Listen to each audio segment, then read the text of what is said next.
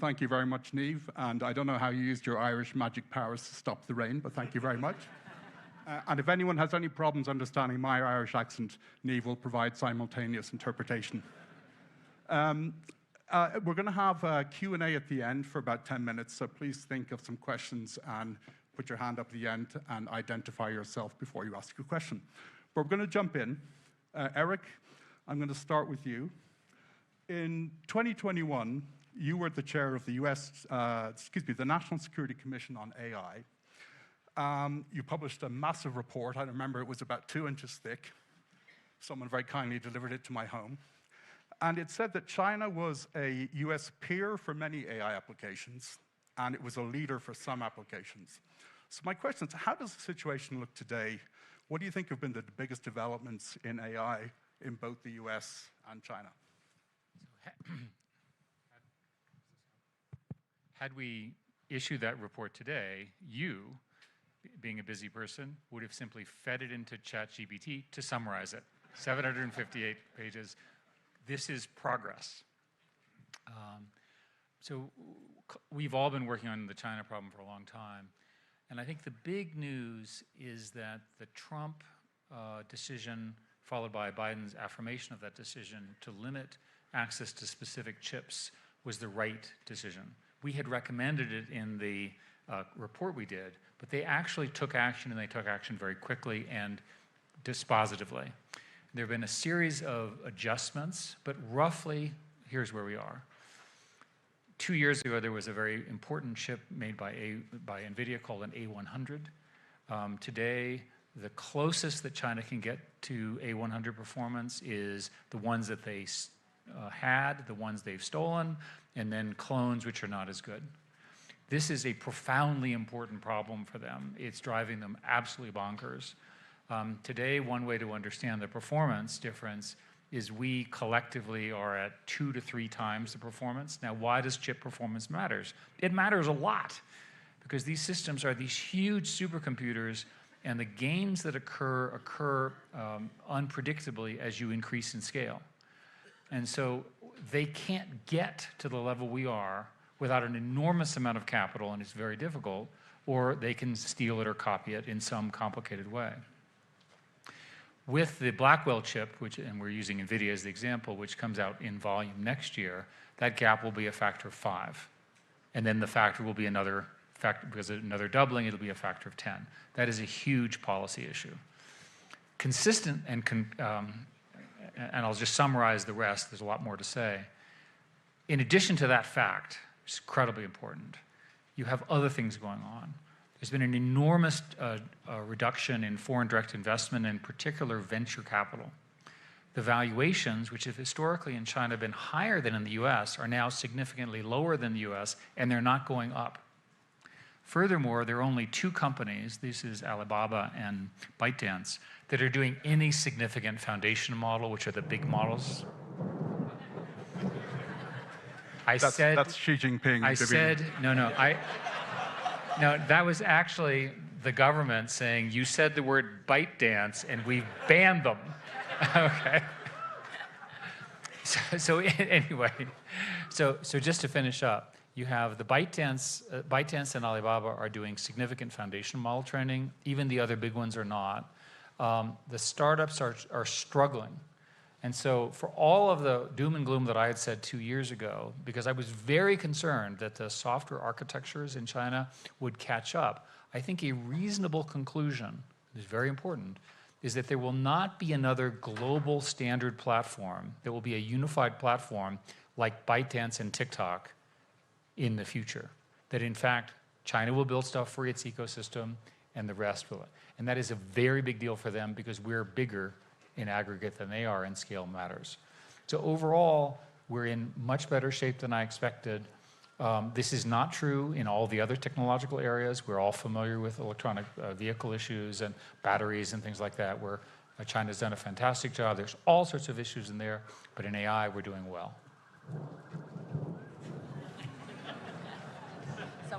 Someone is really unhappy about ByteDance. But if the Chinese Communist Party can control the weather, then we have bigger problems than AI. But anyway, Alan, I'm going to jump from what Eric said to you. You are one of the most important people in the government who is promoting what Jake Sullivan calls a small yard, high fence strategy. Could you explain very briefly to people, to lay people, what that is? Where do you think it's working, and where are the kind of key challenges as you look down the road now? So thank you. On? Yep. Thanks, Demetri. And thank you, Eric, for noting our chip controls. Good job. And more to be done there. We need to say more thank yous to the government. He's got the scars to show it. It's a tough job, Anja. Well, you know, it's not just the chip controls that we put on. So small yard is when we're controlling just a few handful of high-end chips that are really good for training large language artificial intelligence models. So the vast majority of chips that are made in the world are made by US companies or Korean companies, Japanese companies, are free to flow to China without any kind of licensing.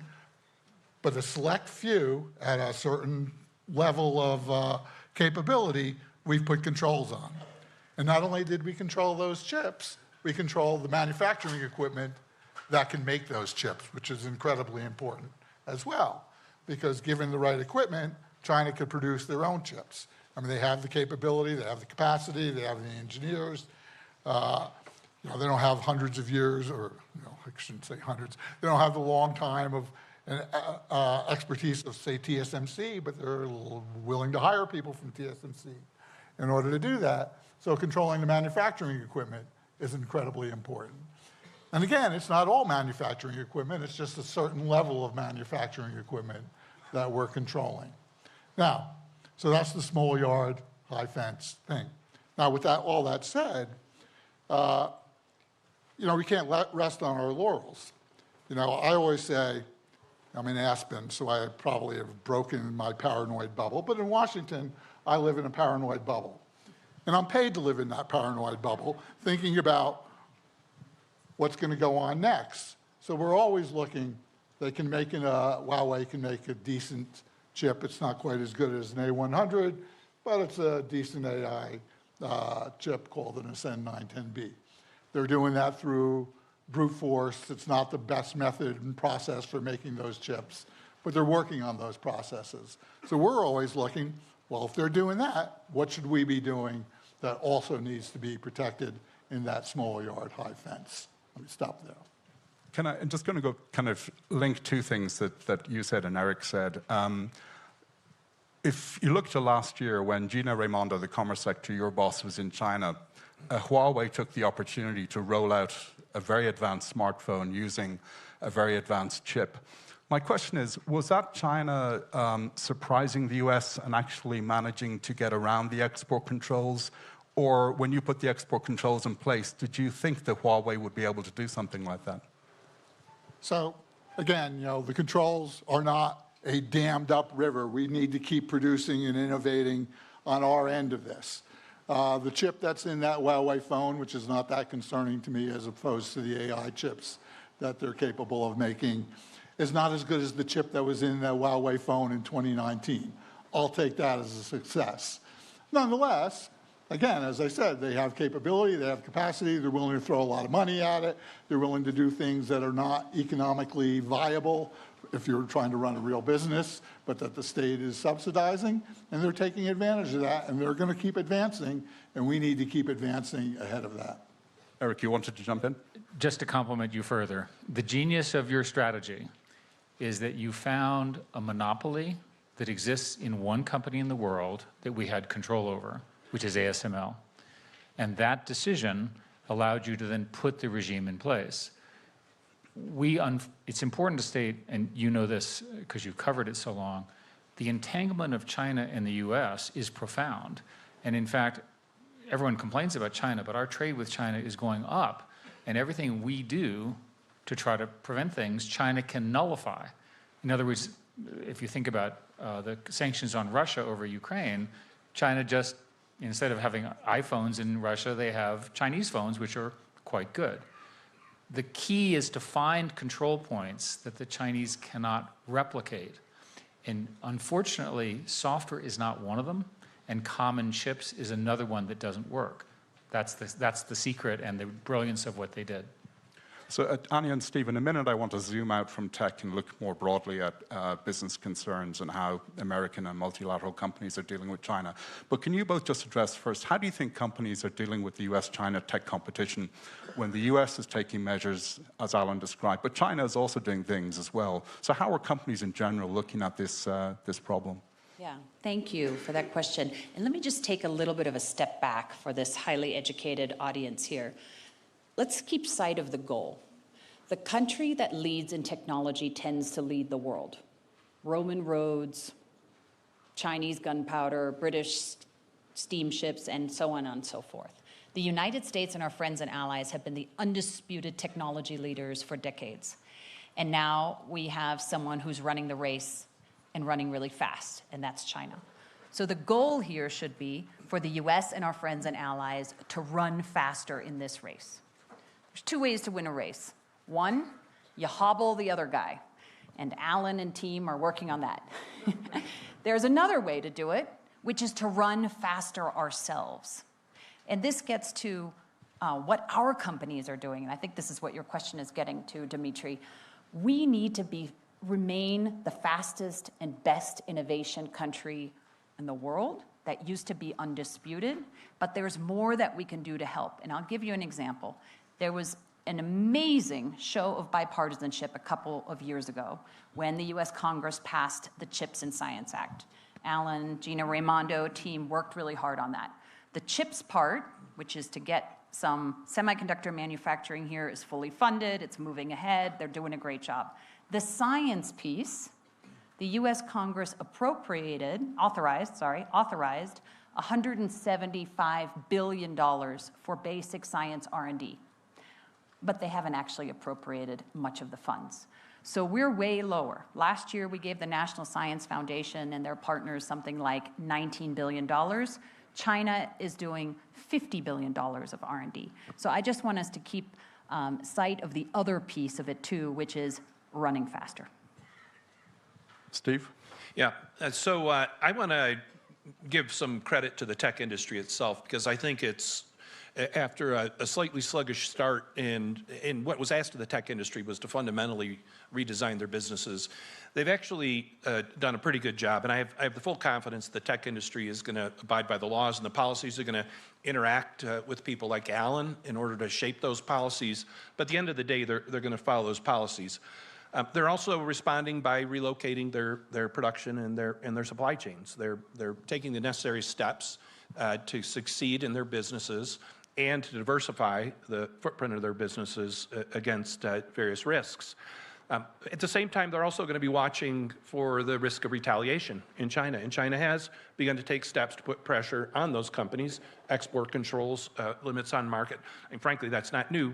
For nearly a decade now, China has been systematically beginning to extract American technology from the Chinese economy. But nonetheless, many of these companies whose products will be inside that small yard will have other parts of their business that need the scale in the Russian market, and so they'll be watching for the risk of retaliation. Those companies will be looking to compete in the world. And the competition, in part, means for them, particularly those parts of their businesses that are outside that small yard, there's going to need to be international cooperation on some of these policies, because it's not going to help American companies if European or Japanese or Korean companies are moving in to fill the markets as the United States tech industry is excluded. They're also going to be looking to grow, and so developing and delivering scale for the tech industry in other places through initiatives with our trading partners in Asia and in Europe is incredibly important. And none of this is going to be easy. Just a couple of years ago, Anja and I participated in a discussion in Europe with European technology leaders, and we were discussing how do we get that scale in the transatlantic market between the United States and Europe so that we can be independent, have a strong business foundation. And the reaction was, whoa, whoa, whoa, whoa, whoa. We don't want American companies coming in and conquesting European technology markets. So we have to think long and hard about how we create a model and example to deliver that scale for our companies in the markets around the world. Anja, you wanted to add something? Yeah, I just want to add one point, and Steve made me think of it. You write all these amazing articles about decoupling, de-risking. You should really all read Demetri's stuff. It's fantastic. It educates all of us. What is often left out is how much the Chinese are doing to back off from international cooperation. So it's always phased as, oh, the US is doing this. But there is a directive called Directive 79, otherwise affectionately known as Delete America, where Chinese state-owned enterprises, governments, and some of the biggest companies are being asked to take US, especially hardware, out of their systems. Now they're moving to US software. And some of our tech companies are losing huge market share. So this separation is real. And I think no matter who's in the White House come January, that's only going to get more extreme. So good. Alan, 2 follow-ups for you based on something that Anja and Steve both said. Given that you're a current sitting government employee, you're going to suffer a little bit more. You have been to Japan and the Netherlands a lot. They make chip-making tools. They're very important to kind of to complement the export controls that the US has implemented. What do you want Japan and the Netherlands to do that they haven't done so far? Well, first, thanks for that, Demetri. And I also want to compliment you on your reporting. You're always fair in my space, which is not always true across the... There's going to be a lot of free drinks tonight, I feel. I'm in on that. That's how we roll. Look, it's not just Japan and the Netherlands. I want to say it's allied nations that have interests in the semiconductor ecosystem. You know, certain of those countries make certain tools. Eric called out ASML a little while ago. So, you know, we go to places where there's choke points, but there's others and there's key components of those tools that are made in other nations. So we're talking to lots of countries about here's the risk from China controlling an artificial intelligence capability inside their military complex. That should frighten people and should frighten our allies, and it does frighten our allies. Now, to Steve's point, they are concerned about retaliation by China, and they believe that we can absorb more retaliation than some of those countries can. And they're probably right about that, given the nature of their economies. So we're cognizant of that, and we're working with them, to make it a more broad-brushed control in a multilateral sense, but at the same time, making sure that we are actually controlling the things that can impede China's ability to design, produce high-end artificial intelligence chips. So the second thing I wanted to ask you was, you know, Anja said one of the keys is for the US to run faster. And I think it was also last year on this stage, maybe Pat Gelsinger from Intel and some others, there's an argument in Washington among some people in the business community that if you push the export controls too hard, that the small yard is too big and the fence is too high, that it restricts the abilities of those companies to make easy money in China that they can then funnel back to the US to do more cutting-edge research. Do you give any credence to that argument, or have you dismissed it out of hand completely? Couple of things there. And, you know, to Anja's point, we do have to play offense and defense. That's the way we talk about it inside the Department of Commerce. I'm like a middle linebacker. People running the CHIPS office are quarterbacks and running backs and the like. Or Alan Davidson, who's in the audience, is, you know, doing broadband for all. That's offense, building capacity in the United States. But yeah, so we are definitely impacting revenue. On the other hand, as you said, China is working to de-Americanize their products, in some part because of what we're doing, but in some part because they want to build their own capacity. And from a national security perspective, I have to take that into account as a stronger point, that we're protecting the long game here, not the short game. And frankly, a lot of the companies that I'm impacting are still doing quite well in China. Eric. Can I answer on Alan's behalf, since I'm such a fan, by simple, and he can't say this? The thesis of your question is false. NVIDIA last week was the most valuable company in the entire world. QED. I think you're talking about the equipment manufacturers, though. Yes, and this is true, but China's trying to build its own equipment manufacturing system, which is also hobbling them. And furthermore, the equipment that's important that Alan restricted is the thing that's hard to build, right? So let's move away from tech for a little bit and look at, you're definitely getting free drinks. I'm The Commerce Department is going to hire Eric Schmidt. There's a reason why you left Washington for the day. Best day I've had in a while. So let's zoom out a little bit, and we can talk about tech again later, but look at kind of broader US-China kind of business relations. Anja, you talked about de-risking. Do you think, I mean, are we de-risking as European Commission President Ursula von der Leyen, the term that she coined? Or do you think we are moving towards more of a kind of a broader decoupling in a nascent way? Where do you see things more broadly across a range of industries, not just tech? Yeah, thank you for asking that. You know, we've been really solidly focused on technology, but if you look at the US-China commercial relationship, it's actually pretty robust, and I think that's a really important positive, and we should keep it that way. So, look, on the negative side, at the high point, I think foreign direct investment in China was 300 plus billion. Last year, they eked out 33 billion net positive. So a lot of this has to do with the Chinese economy not doing as well as it did before. Much less US investment in the Chinese economy. However, that hides some really big and important differences. And let me just run through the range. If you start with agriculture, there's 1.4 billion people in China. They want safe, healthy food. They cannot produce enough on their own because they're drought prone, not enough arable land. They import a lot from the United States. I think something like $33 billion last year. That's a really good thing. We should keep that going. Moving along, consumer products. There is no national security concern here. I have no concerns at all with Starbucks, with McDonald's, with Nike, with many of our brands doing well there, and a lot of them are doing well and quietly expanding. Then if you keep going, the entertainment companies had a hard time because there was so much censorship. Now there's a little bit less in China, but that's soft power. Joe and I invented the term. It's important. We need to have cultural connections. Then you move to financial services. The Chinese were really rolling out the red carpet for our big banks and our private equity firms. I think that's a little bit harder, and I think a lot of them have pulled back. You see their exposure to China dropping, I think something like 25%. And then you get all the way to what we've been talking about, which is technology, where I think the de-risking, decoupling is going to become more and more complete. Steve, do you want to add anything? The companies have a hard time with de-risking because risk is by far the most corrosive factor in a business plan because you can't control for it. You can control for higher commodity prices and you can price for it in your product. You can control for higher labor prices and likewise price in your project, in your product.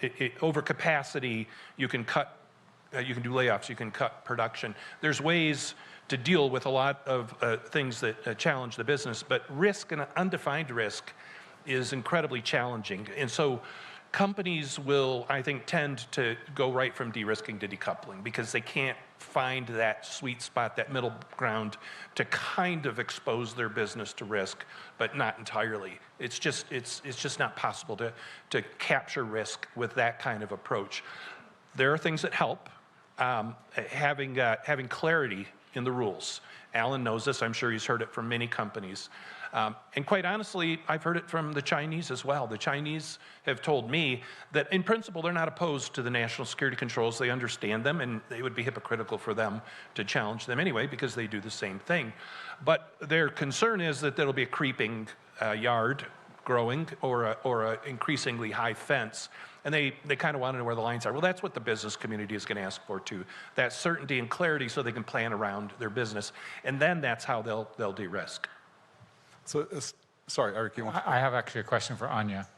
So if I listen to your list, is correct, can you divide them into the following? Strategic industries and everything else.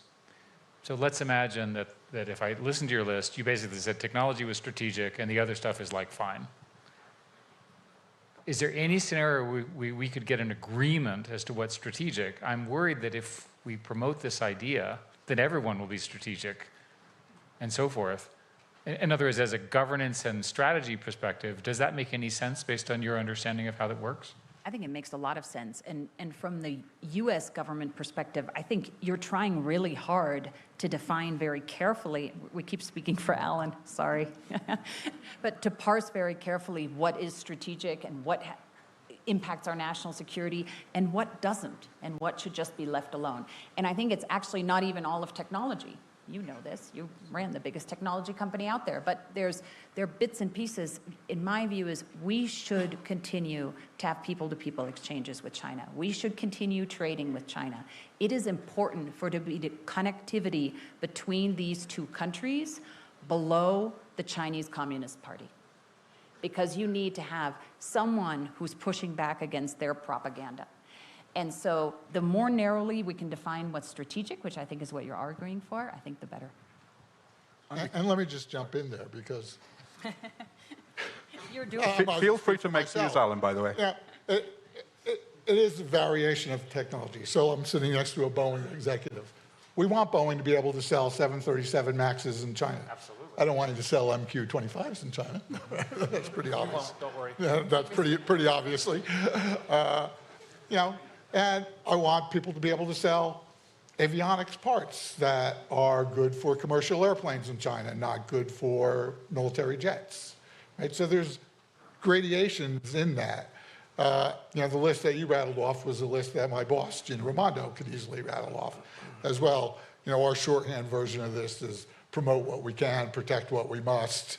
And what we must is that small yard of the highest end of the tech, not all tech. So let's leave business aside for a second. Apologies to anyone in the business world. Steve and Anja, you've been involved in track 2 conversations with Chinese officials. We're 8 months in San Francisco when Joe Biden met Xi Jinping. Where do you think the US-China relationship is broadly now compared to this time last year? Steve, do you want to? Yeah, I would say right now it's a bit dormant. The Chinese are being very careful at this moment, considering that the great experiment of democracy is playing out in the republic. That they're trying not. I think they have the maturity to know that if they place a bet, they might get it wrong, and the consequences will be severe. And so the Chinese are sitting back and watching, guarding their vital interests. But I think there is reason for a bit of concern about the China debate here in the United States. Eric asked the right question: is how do we separate out the urgent from the important, from the not so important? And right now we're in a debate on China policy that's really pushing to a high denominator across the board, and I think there's risks inside that as well. The Europeans have a bumper sticker to cooperate regarding their China policy: cooperate where possible, compete where necessary, oppose where required. And I think that's a good slogan for Europe. It's not going to work for us. And my view is a good policy for us is to deter, to compete, and to engage. And all three of them have to be part of our policy. We have to be engaged with the Chinese. There are attendant risks in the notion of decoupling, because decoupling removes interdependence. Interdependence changes the cost-benefit calculations of countries that are seeking to act with aggression. There are healthy impulses that come from the interdependence, and I believe there's policymakers on both sides, on China's side and the US side, who believe that completely decoupling from the economy will give us more freedom of maneuver. But I think they're underestimating the degree to which that decoupling also may create scenarios that we don't want to see. Anja, what about in terms of geopolitics and some of the places in Asia where we have hotspots right now? Do you think we're in a better place than we were a year ago or not? Yeah, that's a great question, and we're going to have Dr. Ang, Singapore's defense minister, up here in a minute to tell us all about that. Just to use Steve's framework, which I think is a good one, I think the Biden administration has done a pretty good job on all three of the facets you chose. I think no one is under any illusions that you're going to have a positive upward swing in the relationship with China. What the Woodside Summit in November in California did was put a floor under relations, and it did 3 really important things. We now have military-to-military dialogues. Those were dead in the water. That is extraordinarily dangerous when you have Chinese Coast Guard and shipping vessels around the Philippines, in outlying islands of Taiwan, South and East China Sea. It's really complicated. You want our militaries to talk to each other. And by the way, even during the height of the Cold War, the US and the Soviet Union always had those talks. So that may sound really esoteric, but it's really, really important that we have them. We also started an AI dialogue. We also started a fentanyl dialogue. I think those aren't progressing as well. We've got a lot of folks coming from the White House that can tell you more about that later in this conference. But overall, we have a steady state. The most important thing I think that this administration has done is really work to shore up our alliances in Asia. If you look at bringing Japan and South Korea together in ways that wouldn't have been possible maybe 5 or 6 years ago. How close we are to the Philippines, how much work is happening in South and Southeast Asia. I think those are all positive steps. Can I come back to the engagement part, though? Because I think there's more to it. It is commerce. We should be engaged commercially with the Chinese. It's the largest market in the world for many products, and it's an important part of the global supply chain. Doing business with China should not be treated as bad, and I think it delivers a lot of benefits to the United States of America. But engagement in Track 2 dialogues, Demetri mentioned, at some point in 2023, a switch went on in Beijing, and there are dozens of Chinese experts, former military officials, former diplomats, who are engaging with their counterparts as former officials, academics, experts in the United States. That's happening right now, and that's a very good thing. It's a way to deliver signals and messages between the two societies that wouldn't happen if we disengage. And those signals, even at an unofficial level, are very important to shaping the decisions of policymakers. But also we should be more engaged in a people-to-people sense, particularly to build our own capacity to understand China. Today, there are 300,000 plus Chinese students studying at universities across the United States of America. 15,000 Americans are studying in China today. The offset is incredible, and it should be alarming. We need Americans, we need young Americans who understand China, who have relationships with Chinese people in order to deliver the outcomes that we want. Is there a danger that with all of the anti-China rhetoric in Washington, whether you buy into it or not, that young Americans look at their career in the future and they think going to China to study Chinese is not a smart move? American students are not going to study in China because they have the misimpression that they will not get security clearances to work in the United States government. I have 3 who studied in China working directly for me because they're awesome. It's a misimpression, but that is the vibe that they're picking up. And Ambassador Nick Burns, were he here, would tell you about this because he speaks strongly about the urgency that we have to get more of our students there. So the US government should be doing more to explain to people that it won't impact security clearances in the future. I don't know, in the political zeitgeist of the moment, Demetri, I don't know if it's possible, because that's not where the debate is here. So I'm going to ask a leading question. I would think last year we were talking a hell of a lot about Taiwan. I was recently at the Shangri-La Dialogue Defense Forum in Singapore, where the Chinese defense minister wanted to talk only about Taiwan, and everyone in the audience wanted to talk only about the Philippines. And the second Thomas Shoal, where the Chinese are being very aggressive in trying to stop the Philippines resupplying some Marines who are stationed on a World War II era ship that's marooned on this tiny reef. It sounds like Mickey Mouse, but it's actually could be the first time the US-Philippines Mutual Defense Treaty or any bilateral mutual defense treaty is triggered. So my question is, how worried should we be about the second Thomas Shoal? Is it getting enough attention? And Anja, I'm going to put you on the spot here. Should the US be escorting Philippine supply vessels to give them more protection? I think it's getting an appropriate amount of attention. In fact, it's pretty dangerous. You've seen CQ Brown, who's going to be here later. He's been trying to tamp down the temperature there. You see the Filipinos tamping down the temperature, because I think this is a conflict that no one wants to precipitate. It just doesn't end well, because even though we have a mutual defense treaty with the Philippines, when you read the language, it's a little bit complicated. Do marooned, wrecked ships on the second Thomas Shoal count? Do they not? So I think it's in everyone's interest to calm this situation down, and I think we're gradually doing that.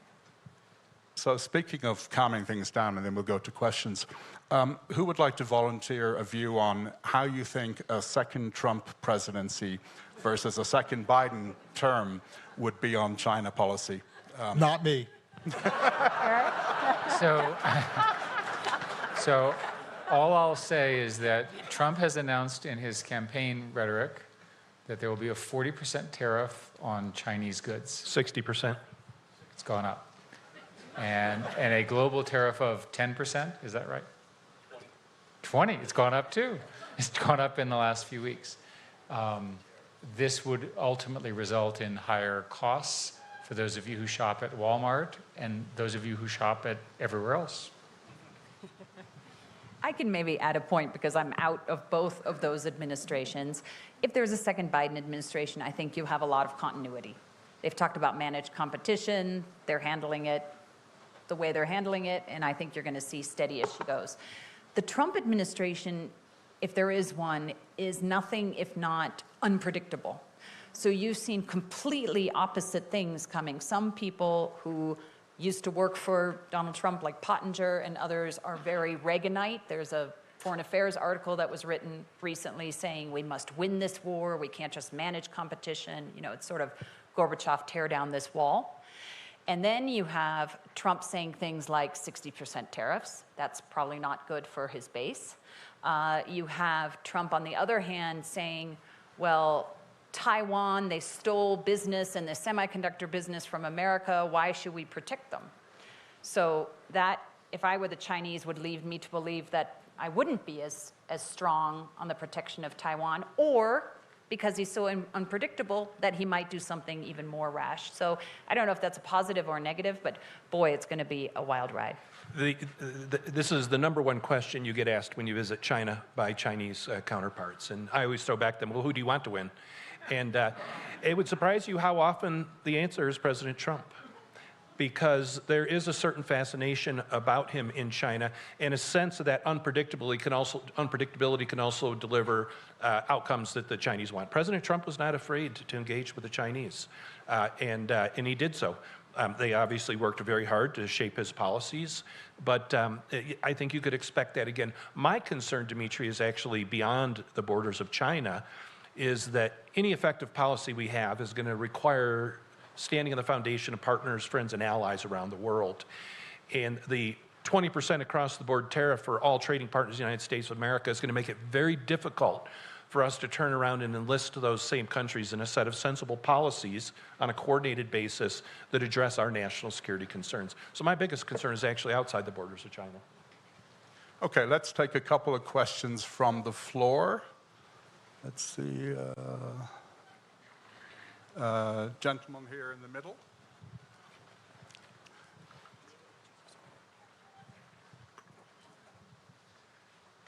And Thank if you you. can just say your name, and please keep the questions short because we only have 6 or 7 minutes. Certainly. Thank you. Sean Sebastian. My question is about a fast commodifying technology, electric vehicles, pardon me.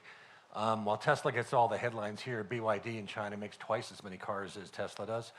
And those cars are generating a terabyte a day of data that is micro-mapping. That feels like a real threat to have China gathering that information about our practices here. I'd like to comment on how we think about that on a go-forward basis. So, Alan, the Biden administration launched an investigation into connected vehicles. Do you want to talk about that? Yep. So we did put out, in Washington, it would be called an advance notice of rulemaking. We will come out with a notice of that rule in about a month, sometime in August. And what we're looking at is the point you're making. A car is a very scary thing. Your car knows a lot about you. Your car probably gets a software update, whether it's an electric vehicle or an internal combustion engine vehicle. A modern car has lots of software in it. It's taking lots of pictures. It has a drive system. It's connected to your phone. It knows who you call. It knows where you go. It knows a lot about you. And it's able to, because it's taken a software update in, it also can, of course, send data out. That software update in can also say, yeah, on this day, that car doesn't start. So we're looking at a few components and some software, not the whole car, but it would be some of the key driver components of the vehicle that manage the software and manage the data around that car that would have to be made in an allied country. If you want to scare yourself, read the fine print on the mandatory disclosures in your automobile on the types of data that are collected on you. If you don't want to read your user manual, which nobody does, just Google it. You'll see it there. And it's an extraordinary amount of personal data that is traveling around with you in that vehicle. Or just ask your car, it'll probably tell you.